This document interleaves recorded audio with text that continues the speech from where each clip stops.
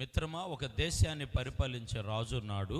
ఆ రాజుగారి దగ్గర ఒక మంత్రి గారు పనిచేస్తున్నాడు. మంత్రి గారు నమ్మకమైన వాడు, తెలివిగలవాడు, మంచి జ్ఞాన సంపన్నుడు. ఆ మంత్రి గారు అనారోగ్య పరిస్థితిలో, ఇవాళ రేపు చనిపోయే పరిస్థితిలో ఉంటే, ఆ మంత్రి గారు అనంతరం ముగ్గురు యవనస్తులు ఉన్నారు. వాళ్ళలో ఎవరినైనా ఒక మంత్రిగా ఏర్పాటు చేసుకోవాలని ఆలోచన రాజుగారు కలిగి ఉన్నాడు, మంత్రి కలిగి ఉన్నాడు. అయితే ఈ మంత్రి ఒక ఆలోచన చెప్పాడు. ఆ ముగ్గురు యవనస్తులను పిలిచి, నెక్స్ట్ నా తర్వాత మీరు మంత్రి అవ్వాలంటే రాజుగారు ఒక పని చెప్తాడయ్యా, పని చేయండి అని. రాజుగారు ఆ ముగ్గురు యవనస్తులను పిలిచి చెప్పాడు కదా, అరణ్యములోకి వెళ్ళండి, అడవిలోకి వెళ్ళి నాకు ఇష్టమైన పళ్ళు పలహారాలు తీసుకొని రండి అన్నాడు ఆ ముగ్గురితో కూడా. అది చాలా కట్టుదిట్టమైన అరణ్యము, చాలా విష క్రూర జంతువులు ఉండేవి.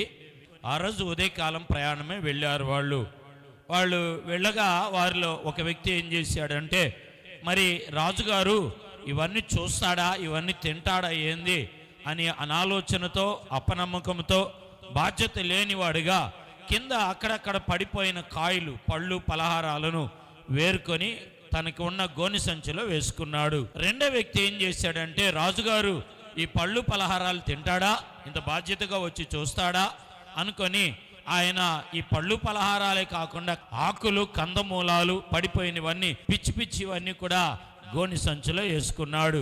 మూడో వ్యక్తి ఏం చేశాడంటే, శ్రేష్టమైనవి, గాయమైన క్రూర జంతువులున్న చెట్టెక్కి మంచి ఫలాలు, పండులు తీసుకొని వెళ్ళాడు. ముగ్గురు వెళ్ళగా రాజుగారు ముగ్గురిని చెరసాల్లో వేయమన్నారు.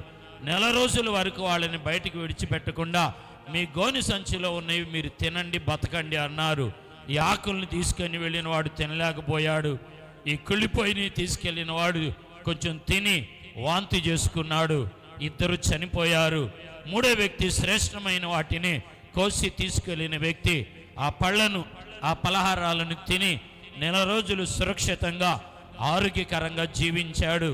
వెంటనే బయటికి తీసి అతనికి మంత్రి పదవి ఇవ్వటం జరిగింది. మిత్రమా, సంఘాల్లో మీరు వాడబడండి, నమ్మకంగా ఉండండి. శ్రేష్టమైన ఈవులు మీ సేవకునికి, సంఘానికి మీరు అందివ్వండి. సంఘ క్షేమాభివృద్ధి కోరండి, ఆత్మలు సంపాదించండి. దేశం కొరకు, సేవకుని కొరకు, సంఘాల కొరకు మీరు ప్రయాసపడండి. నా దేవుడు మిమ్మల్ని మంత్రులుగాను, రాజులుగాను ఆయన నియమిస్తాడు.